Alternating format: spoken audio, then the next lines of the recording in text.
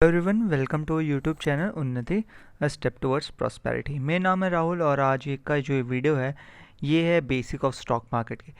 जो नए नए ट्रेडर्स हैं या फिर जो नया इन्वेस्ट करना चाहते हैं मार्केट में, शेयर मार्केट में घुसना चाहते हैं और उनको किसी का आइडिया नहीं कि शेयर मार्केट क्या होता है, स्टॉक ट्रेडिंग क्या होती है एंड ये सारी चीज़ें, तो ये सारी चीज़ें हम कवर करेंगे इस वीडियो में। मैं इसका 2 या 3 पार्ट बनाऊंगा बिकॉज एक वीडियो में कवर करना काफ़ी मुश्किल है। आज की वीडियो में बेसिकली 2-3 चीज़ें कवर करूंगा कि शेयर क्या होता है, शेयर मार्केट क्या होता है, और तीसरी चीज़ कि प्राइजेस फ्लक्चुएट कैसे होते हैं मार्केट में। नेक्स्ट जब हम वीडियो बनाएंगे तो डेफिनेटली उसमें NSE BSE क्या क्या चीज़ें होती है, स्टॉक प्लेटफॉर्म्स, एक्सचेंजेस, वो भी चीज़ें सारे ऐड करते हैं। तो इस वीडियो को स्टार्ट करते हैं बिना टाइम वेस्ट किए। पहली चीज़, सबसे इंपॉर्टेंट चीज़ है, लोग पूछते हैं व्हाट इज शेयर, शेयर होता क्या है। यहाँ पे मैं जो पूरा वीडियो है वो आपको जो भी है होगा एक सिंपल वे में समझाने की कोशिश करूँगा। मैं कोई भी आपको कोई फाइनेंशियली डीप चीज़ें नहीं बताऊंगा कि फाइनेंशियल चीज़ें बताना बहुत ईजी है कि फाइनेंशियली ये होता है वो होता है, बीटा वैल्यू ये, तो आप काफ़ी कंफ्यूज हो जाएंगे। ट्राई कीजिए समझने की शेयर मार्केट को एक नॉर्मल मार्केट की तरह। उसके बाद अपन देखते हैं कि आपको समझ आता है कि नहीं, बिकॉज अगर आप चीज़ों को बेसिक से समझेंगे, नॉर्मल चीज़ें समझेंगे, तो ऑब्वियसली आपके लिए भी काफ़ी ईजी रहेगा समझना। अब मैं पूछता हूँ आपसे शेयर क्या है। अगर मैं बात करूँ शेयर के बारे में तो लोगों को मैं कोई भी यहाँ पे फाइनेंशियल टर्म नहीं पूछ रहा, मैं सिंपल पूछ रहा हूँ शेयर। अगर मैं बोलूँ शेयर को, अगर इंग्लिश में अगर मैं एक वर्ड है शेयर जिसका अगर मैं बोलूँ तो उसको मतलब होता है किसी भी पार्ट, हिस्सा, या फिर अगर मैं बात करूँ पार्ट, अगर आप किसी भी कंपनी का, या फिर अगर मैं बात करूँ कंपनी छोड़िए, अगर मैं आपसे बोलूँ कि मुझे आपके केक का एक शेयर चाहिए, दैट मीन्स मैं आपके केक का पार्ट ले रहा हूँ, राइट। सिमिलरली शेयर भी वही चीज़ होता है, हिस्सेदारी या फिर किसी चीज़ का पार्ट। और अगर मैं बात करूँ स्टॉक क्या होता है, तो स्टॉक बेसिकली एक सिक्योरिटी होती है ओनरशिप की। जब हम बात करते हैं किसी भी कंपनी के ओनरशिप को, फ्रैक्शंस को, तो उसी को हम स्टॉक भी कहते हैं। और साथ में जब उसके स्मॉल यूनिट्स होते हैं तो हम उसी को शेयर कहते हैं। तो शेयर इज़ बेसिकली किसी भी कंपनी का हिस्सेदारी। अगर हम बात करो किसी कंपनी का आप शेयर या स्टॉक ले रहे हैं, दैट मीन्स आप उस कंपनी की हिस्सेदारी ले रहे हैं, आप उसकी पार्टनरशिप ले रहे हैं, ओनरशिप ले रहे हैं, राइट। ये बेसिक है शेयर के बारे में। अब मैं बात करता हूँ शेयर मार्केट क्या होता है। अगर मैं बात करूँ शेयर मार्केट क्या होता है तो इसमें ज़्यादा कोई कंफ्यूज होने की ज़रूरत नहीं है। शेयर मार्केट को हम समझेंगे एक नॉर्मल सब्जी मंडी या फिर फल मार्केट से भी समझने की कोशिश कर सकते हैं। सिंपल है, मार्केट है। शेयर मार्केट एक प्लेटफॉर्म है जहाँ पे शेयर की जो होती है बाइंग और सेलिंग दोनों चीज़ होते रहती है। दैट मीन्स कोई कोई लोग शेयर को बाय करते हैं, बहुत लोग सेल करते हैं, तभी ट्रांजेक्शन होता है। तो share market is a platform. अगर बात करें, एक सिंपल सा प्लेटफॉर्म है जहाँ पे बायर्स आते हैं और सेलर आते हैं, ये दोनों कनेक्ट होते हैं और एक ट्रांजेक्शन होता है। तो ये होता है शेयर और शेयर मार्केट। सब इसमें बात करते हैं टाइप्स ऑफ शेयर। लोगों को पता भी नहीं होगा कितने टाइप से यूजुअली शेयर होते हैं मार्केट में। हम बोलते हैं कि शेयर ट्रेडिंग कर लेते हैं, शेयर ट्रेडिंग। क्या आप में से किसी को भी आइडिया कितने टाइप के शेयर्स होते हैं? अगर आइडिया है तो बिल्कुल कमेंट डाउन कीजिएगा। मैं इस पर जाता हूँ डायरेक्टली डिटेल्स में कि क्या क्या होता है। पहला होता है डेट। डेट या फिर हम इसे कहते हैं डिबेंचर शेयर्स एज वेल। अब यहाँ मैं ज़्यादा डिटेल में नहीं जाऊँगा, थोड़ा सा ओवरले आपको दूंगा। अगर आपको इसकी डिटेल वीडियो चाहिए होगी तो बिल्कुल कमेंट कीजिएगा, मैं सारी चीज़ें को डिटेल में ही बताऊँगा। डेट को अगर सिंपल समझते हो तो डेट एक होता है, एक काइंड ऑफ लोन होता है। अगर मैं बात करूँ, अगर आप किसी कंपनी को लोन दे सकते हैं, लोन देते हैं ना, तो जैसे आप कंपनी बैंक से लोन देती है समथिंग लाइक दैट।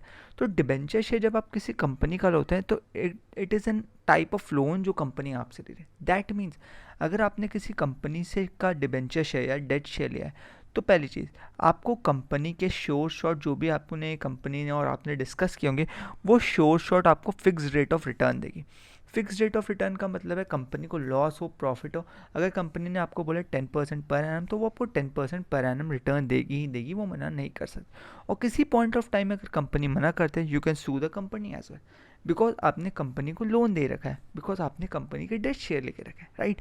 तो डेट शेयर सिंपल होता है, एक फिक्स रेट ऑफ रिटर्न आपको मिलेगा श्योर शॉट।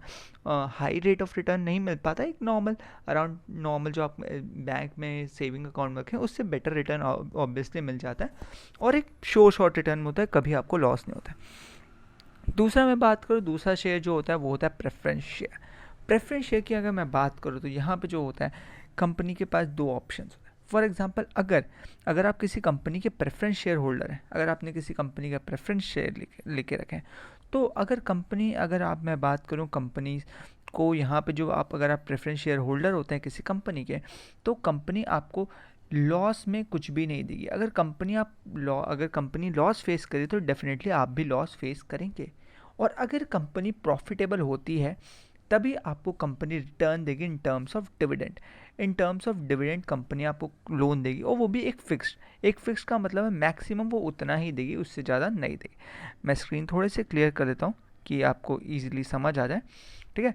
तो जैसे मैंने बताया कि प्रेफरेंस शेयर्स में यही चीज़ होती है, कंपनी अगर लॉस फेस करे तो आपको कंपनी कोई भी रिटर्न नहीं देगी, बट अगर कंपनी प्रॉफिट फेस कर रही है तो डेफिनेटली वो आपको रिटर्न देगी, जो कि हम कहते हैं डिविडेंड देगी, और एक फिक्स रेट ऑफ रिटर्न में ही देगी। एक फिक्स रेट ऑफ रिटर्न का मतलब है मैक्सिमम आपको जो भी कंपनी ने आपने डिसाइड किया होगा वो आपको मिलेगा। Third and the most important one जिसमें हम सब डील करते हैं वो होता है इक्विटी शेयर। इक्विटी शेयर, अगर मैं बात करूं, अगर आप किसी कंपनी का इक्विटी शेयर लेते हैं तो दैट मीन्स आप कंप्लीट उस कंपनी के ओनर बन जाते हैं। आप कंप्लीट ओनर बन जाते हैं का मतलब है अगर कंपनी अनलिमिटेड प्रॉफिट फेस करेगी तो आपको अनलिमिटेड प्रॉफिट आपको मिल सकता है। अगर आप कंपनी अनलिमिटेड लॉस फेस करती है तो सारे लॉस आपको बेयर करना है, बिकॉज जब भी आप किसी कंपनी की इक्विटी शेयर लेते हैं आप एक कंप्लीट ओनर बन जाते हैं उस कंपनी की, राइट। और जब भी हम NSE या BSE में नॉर्मल जो स्टॉक मार्केट में ट्रेडिंग होती है वो बेसिकली अपन इक्विटी शेयर ट्रेडिंग ही करते हैं, राइट। ये तीनों चीज़ में आपको डिफरेंस अगर समझ आ गया तो अच्छी बात है, नहीं समझ आया तो डेफिनेटली कमेंट डाउन कीजिए क्या प्रॉब्लम है, मैं कमेंट में क्लियर कर दूंगा, राइट। नेक्स्ट चीज़ है जो मैं बताना चाह रहा था, जो डिस्कस करना चाहता था कि प्राइस फ्लक्चुएशन कैसे होता है शेयर में। हमने रोज़ देखा होगा, रोज़ क्या even each second prices fluctuate होते हैं, ऊपर नीचे क्यों होते हैं, रीज़न क्या होगा उसका, क्या आपने कभी जानने की कोशिश की रीज़न? सो मोस्ट इम्पॉर्टेंट एक ही रीज़न है जो डे टू डे या फिर हर सेकंड जो प्राइजेस फ्लक्चुएट होते हैं उसके अलावा कोई रीज़न नहीं, वो है हमारा एक इकोनॉमिक का टर्म है जिसे हम कहते हैं डिमांड सप्लाई का। ये सिंपल सा चीज़ है, डिमांड एंड सप्लाई के ऊपर ही सारी प्राइजेस जो है फ्लक्चुएट होते हैं, ठीक है। अब जहाँ आप देख सकते हैं ये हम अभी इकोनॉमिक्स नहीं पढ़ सकते बिकॉज हमारे पास तो टाइम नहीं है। मैं सिंपल सा चीज़ें समझाता हूँ कि डिमांड एंड सप्लाई है। अगर किसी चीज़ का डिमांड ज़्यादा होगा तो ऑब्वियसली डिमांड ऊपर जाएगा और प्राइजेस जो है ऊपर जाएंगे। अगर किसी चीज़ की सप्लाई बढ़ना स्टार्ट होती है तो ऑब्वियसली सप्लाई कर्व शिफ्ट होगा और प्राइजेस नीचे गिरेंगे। अब इसका सिंपल सा एग्जाम्पल देखते हैं। अभी अक्टूबर चल रहा है, मैं बात करता हूँ नवंबर दिसंबर की ठंड के टाइम की बात करता हूँ। अगर इस पॉइंट ऑफ टाइम में अगर आप किसी फल वाले के पास जाके फल मंडी में जाते हैं और आप मैंगो लेना चाहते हैं, राइट, आप मैंगो लेना चाहते हैं तो आपको क्या लगता है मैंगो के रेट हाई होंगे या लो होंगे, राइट। इस पॉइंट ऑफ टाइम में ठंड के टाइम में मैंगो के रेट हाई होंगे, क्यों? बिकॉज सप्लाई नहीं है, ठंड के टाइम में मैंगो की सप्लाई कम है। अगर आप बात करो सप्लाई यहाँ कम है और डिमांड आपकी साइड से है मैंगो की, तो ऑब्वियसली अगर डिमांड ज़्यादा है और सप्लाई कम है तो ऑब्वियसली आपको मैंगो जो है महंगे मिलेंगे। बट मैं वही बात करता हूँ, अगर आप समर सीज़न में जा रहे हैं, आप गर्मी के टाइम में मार्च अप्रैल मई में मैंगो खरीदने जा रहे हैं, तब आपको क्या लगता है मैंगो के प्राइसेस हाई मिलेंगे या लो? काफ़ी लो मिलेंगे। क्यों मिलेंगे लो? बिकॉज उस पॉइंट ऑफ टाइम में सप्लाई बहुत ज़्यादा हो जाता है, मैंगो की काफ़ी सप्लाई होगी, 10 वेंडर 15 वेंडर 20 वेंडर्स बेच रहे होंगे मैंगो, और आपके साइड से डिमांड होगी 2 kilo 5 kilo 10 kilo what ever it is. तो जब आपका सप्लाई जो है काफ़ी ज़्यादा हो जाता है तो प्राइसेस कम होना स्टार्ट हो जाता है, और अगर डिमांड बढ़ता है तो ऑब्वियसली प्राइसेस बढ़ना चालू हो जाता है। तो सिंपल सा डिमांड एंड सप्लाई का कंसेप्ट है डेली प्राइस फ्लक्चुएशन में, ठीक है। बट क्या आपको लगता है कि सिर्फ और सिर्फ डिमांड एंड सप्लाई है जिसके कारण लॉन्ग टर्म में प्राइसेस बढ़ते हैं? फॉर एग्जांपल MRF का शेयर आज 60-50-70,000 तक ट्रेड कर रहा था एक पॉइंट ऑफ टाइम में, फ्रॉम 100-500 से। क्या सिर्फ डिमांड के कारण इतना बड़ा है? नहीं। जब अब मैं बात करूँ लॉन्ग टर्म प्राइसिंग की तो कंपनी की वैल्यूएशन बहुत मैटर करती है। हाँ, डे टू डे पर सेकंड जो भी चीज़ें चेंजेस होती हैं वो डेफिनेटली डिमांड एंड सप्लाई के कारण ही होती है, एक ही रीज़न और कोई रीज़न नहीं है। बट अगर मैं बात करूँ लॉन्ग टर्म में, like 10 years 20 years 50 years 30 years, क्या आपको लगता है उसमें सिर्फ और सिर्फ डिमांड एंड सप्लाई होता है? नहीं, उसमें वैल्यूएशन कंपनी की मैटर करती है।